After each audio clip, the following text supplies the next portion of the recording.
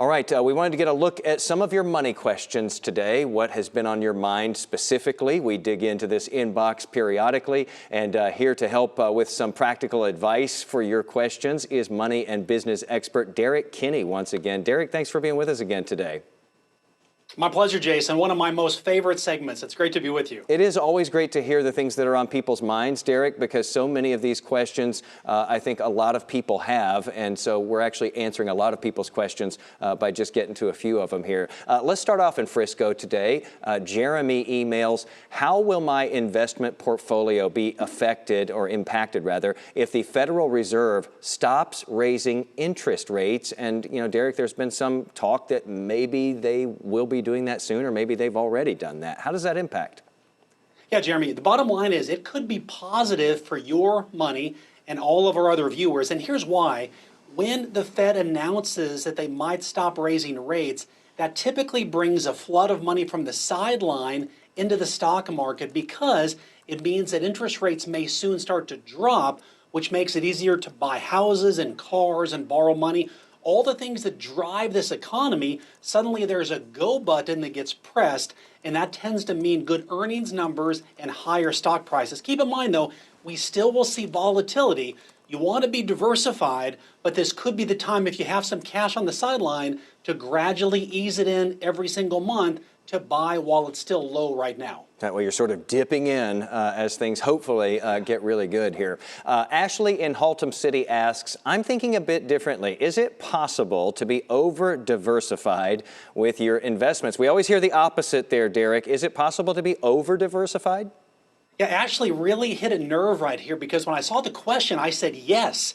And here's why. It's because when you buy a mutual fund, there's probably hundreds of companies that mutual fund invests in, but let's say you have 10 different mutual funds, oftentimes the top holding is the same in all those mutual funds. So while you think you're over diversifying, you're actually over concentrating in one or two main stocks. So what you want to do is look at the top 10 holdings, either with your financial advisor or by yourself, and figure out, are these investments complementing each other and not putting too much money in one basket where if that company doesn't do well, in you thinking you're diversified, you could actually lose quite a bit of money down the road. And I don't want that for you.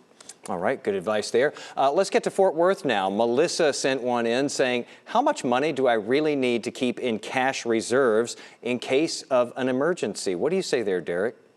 Well, the typical wisdom, Melissa, is about 6 to 12 months of committed living expenses.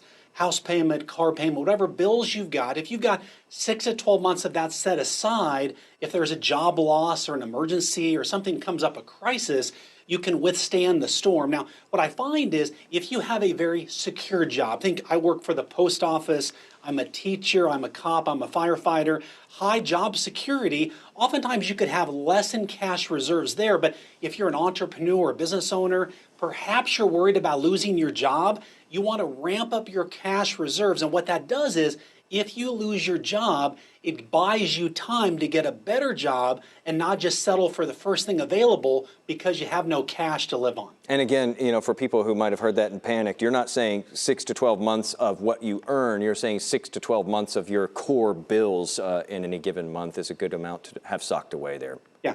Now 6 months of total income really puts you in a good spot. But yeah, this is just your expenses. Think about house payment, car payment, electric bill, food.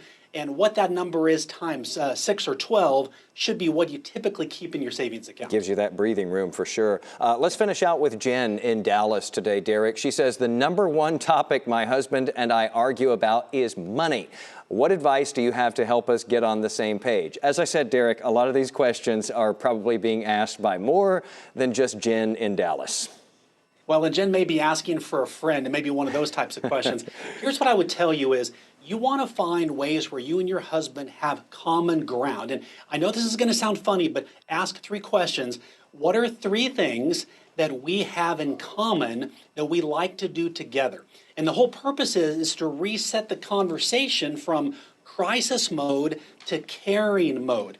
And you might say, hey, we love to play pickleball together, love to travel. Okay, and then you can say, as that proves my point, we do have common ground. So now let's find ways to get our money on common ground. And what you want to do is figure out a way where one of you may be on this end of saving and one on this end of spending, working your way toward the middle, but don't accuse, because that's going to back the person in the corner and you're not going to get a positive result. You want to ask yourself, what can we do together to formulate a great plan, and you're going to find your marriage and your money gets dramatically better. Yeah, you take some of that pressure, some of that heat off of those conversations, and things turn out a whole lot differently.